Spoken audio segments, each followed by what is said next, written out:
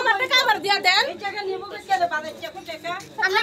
বলেন বলেন কি বলবেন? না কি বলবো? টাকা সবই আছে কেমন আইলে আসা ওই তো। পুরো বাচ্চা রুম সব ইয়া করছে কিছু পায় না রুমের ভিতরে। কে সিলাইতাম না কি? পাইছেন রুমের ভিতরে কি পাইছেন? একবার না দুইবার কি পাইছেন? আরে কথা বলেন না স্যার, কথা বলতেছেন।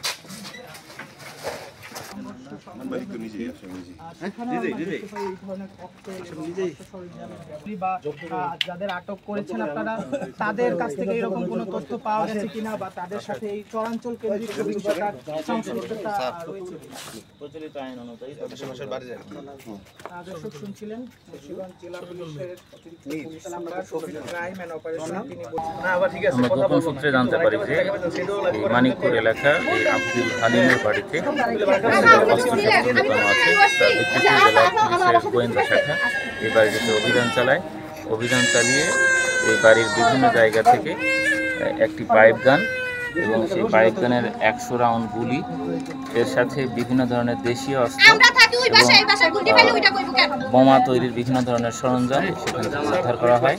3 জন আসামিকে আমরা গ্রেপ্তার করেছি, তাদেরকে জিজ্ঞাসাবাদ চলছে, তাদের বিরুদ্ধে আইনগত ব্যবস্থা গ্রহণ করা হবে।